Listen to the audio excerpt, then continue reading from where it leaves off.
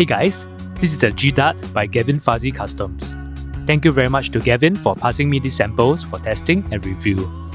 Gavin told me that one of the strong points of this GDART is its high reusability, and its dart head will stay fully on after multiple shots. So I decided to torture test it by shooting it at 300 FPS point blank into the floor multiple times with my S400 Red Hare. Grouping tests will be done after this torture test. By the way, what you see on screen is just my usual thin piece of felt material I lay on my hard floor to prevent cosmetic scratches to the items I review. It does not offer any real protection against impacts, especially point blank firing at 300 FPS. Here we go. GDART torture test. 300 FPS point blank into the floor. First shot.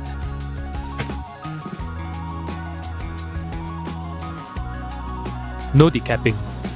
Dart head is still on.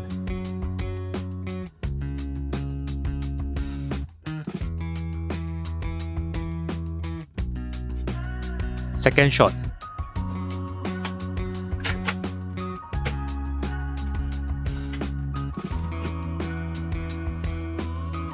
The dart still seems okay. Dart head is still intact.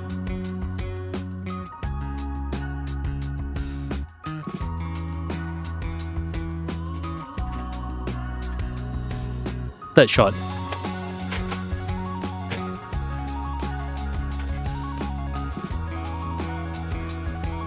No visible signs of damage. Dart head is still on.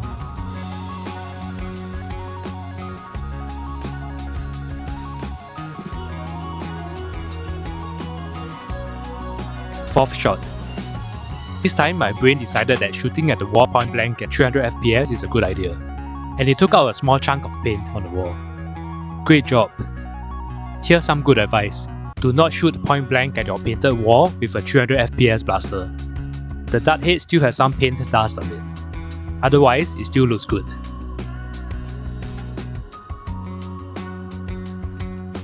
Fifth shot. Dart head is still firmly on.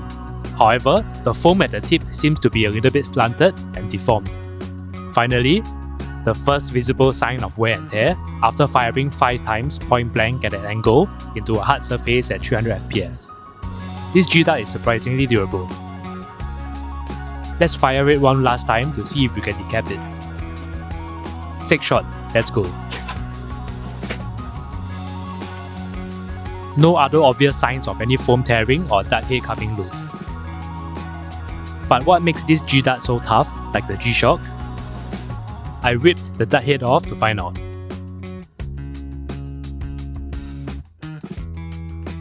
Surprisingly, the GDART's glue is not as strong as that of the T-Dart and Blue Dart. But the important thing is how the dart head is glued to the foam that makes it so durable even after multiple high impacts. Place close attention to the underside of this dart head.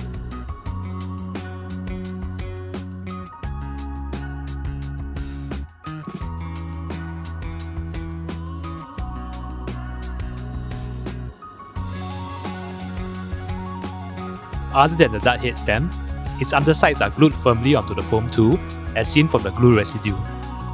This is the first time I have seen short darts being glued this way. All other short darts I have used only have the dart head stem glued into the foam cavity.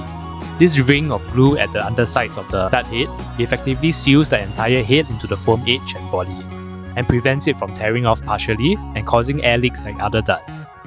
This way of gluing makes the GDART more reusable without decapping, and trajectories should remain consistent even if reused multiple times. This is the secret sauce. So we can conclude from this torture test that the GDART is probably the toughest and most reusable foam dart I've ever used. But how accurate is it? Before we find out with an outdoor grouping test, let's take a look at the GDART's attributes. The dart head is soft and orange and has the capital G font molded onto its sides. It has a firm, bambooed red foam body. It weighs 1.2 grams. It measures about 36 mm long and about 13 mm wide. Let's head outside to shoot some GDARTs. This is a human-sized target. The grouping test is conducted at 40 meters instead of 30 meters. I have started to do 40 meters grouping test since the previous testing of the 1.4 gram ace darts. Because 40 meters is what I normally zero my sights for in actual high FPS games. Also, I feel that 40 meters is a better distance to gauge the performance of a foam dart, because foam dart technology has now advanced to the point whereby it is easy to achieve an A5 paper size grouping at 30 meters with a 300 FPS blaster and favorable wind conditions. Here is a quick chronograph check.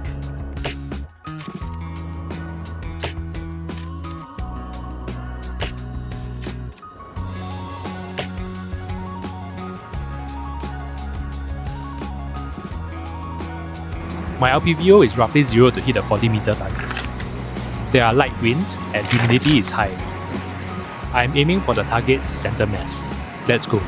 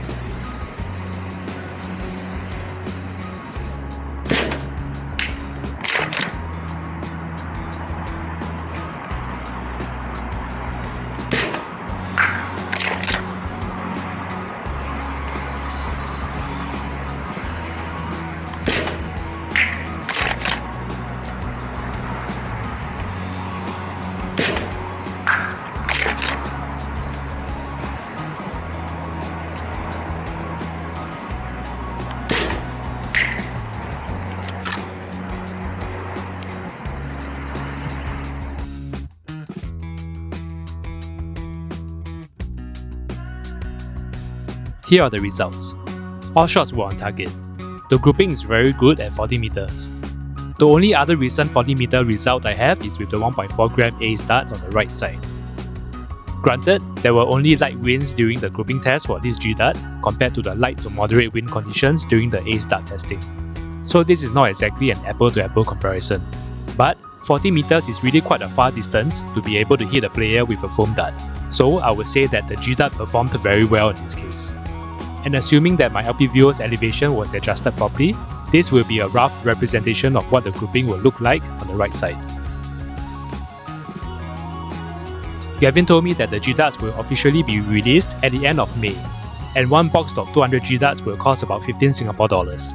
This pricing is very reasonable, considering that the GDART has proved to be very durable and reusable, as the dart simply refuses to decap after shooting it point blank at the hard floor multiple times at 300 FPS. This is like the G-Shock of watches, except it is the G-Dart of foam darts. Definitely something new and good to look forward to next month. If you found this review video helpful, please drop a like, subscribe to my channel, and check out these other videos here. Thank you and see you.